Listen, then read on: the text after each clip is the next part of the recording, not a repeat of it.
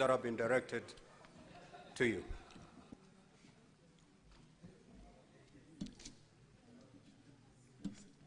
Thank you very much, Honorable Speaker. Let me once again start by saying that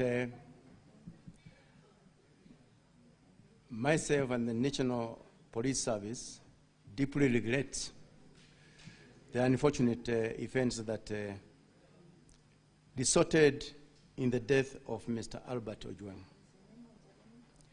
while in the police custody. The service extends its sincere condolences to the family and loved ones of the deceased during this very difficult time. In line with our commitments to accountability and transparency, again, I would urge IPOA to move with speed so that it can be able to tell us who are these who committed this heinous crime at the Central Police Station, so that at the end of the day, they can be able to face the raw square and answer to their crimes. Having said that, Honorable Speaker,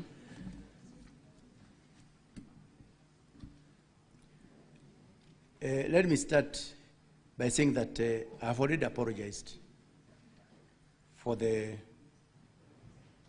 erroneous reporting that was done at that very early stages when this kind of crime was realized. And number two, that has since been rectified because we have even seen the outcomes of the autopsy that was done yesterday.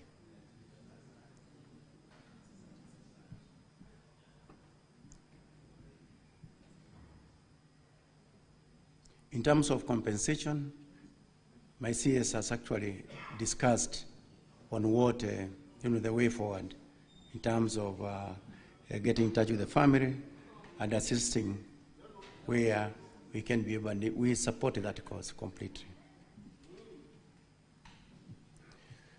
The status of the deceased when he was brought in to Central Police Station was normal.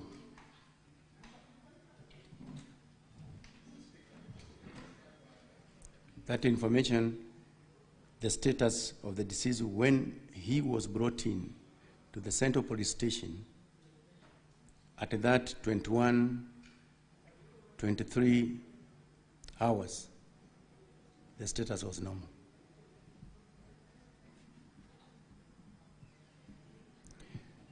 The number of hours that was spent while driving from Homa Bay,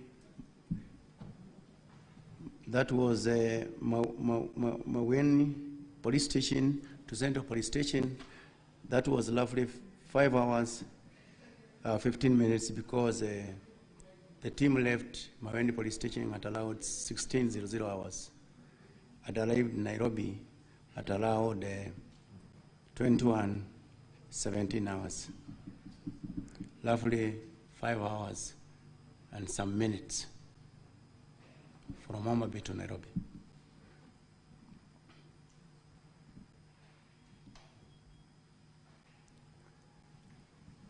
There is that question of why not invite the suspect to come to record statements at the nearest police station. The DCI is going to deal with that one, Honorable Speaker.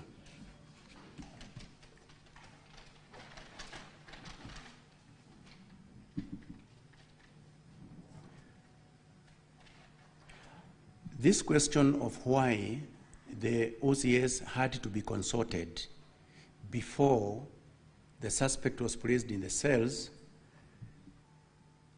again, the DCI is going to answer for it very, very, very clearly, Honorable Speaker.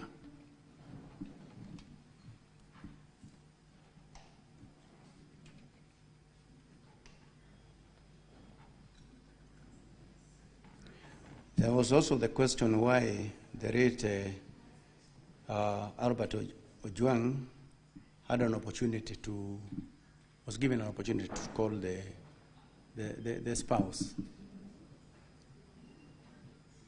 When I was here previously answering the other questions, I did indicate that the police officers are well trained on how to treat suspects and other Kenyans alike. It is on that basis that he was given that opportunity to check on his family and even report that he has safely arrived in Nairobi. And I also indicated that police officers are always on the forefront in the defense of the rights and freedom of the people. That is our training. That is my training. So it is on that basis that he was actually given that opportunity.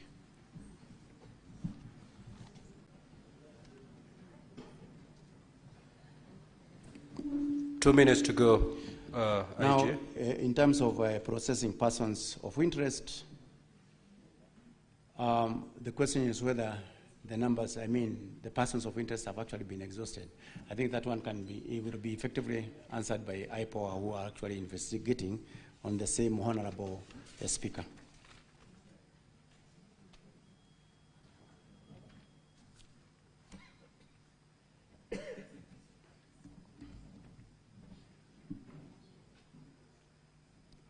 There was also the question as to whether DIG Rangat could be paraded before the House to hear his side of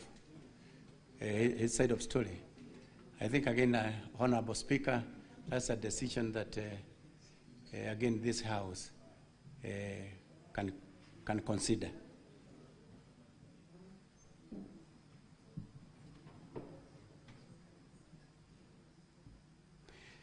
Whether there are different sets of laws for different sets of people or groups. Our laws are for everybody, and nobody is above the law. And the DIG was explained by the DCI. He did launch his complaint in writing to the DCI. And the DCI, in his wisdom, had a team to look into that complaint. And that is basically, as he explained, how that investigations commenced.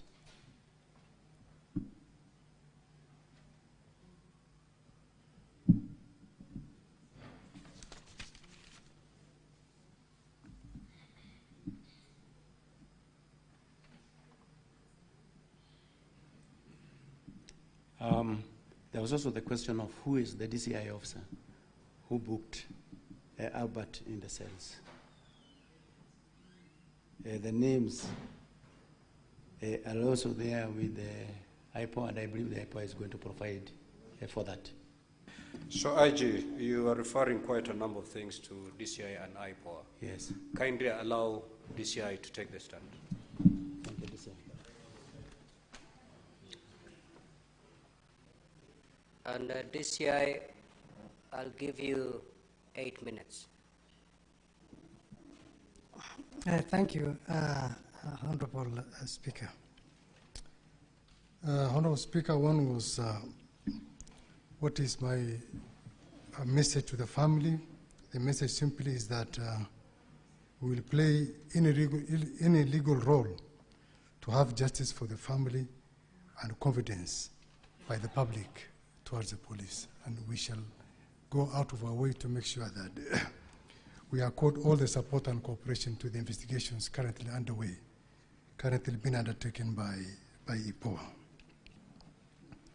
Senator Odinga, whether there are different laws, I would like to confirm, Honorable Speaker, that we don't have different set of laws. The laws apply equally as enacted by our parliament. And the law says any person. So we are not selective as officers of the National Police Service in the application of the laws. Suffice to say, however, that the perception of defamation is relative. and may be construed differently by different people. Why the officers gave a chance to the suspect, the IG has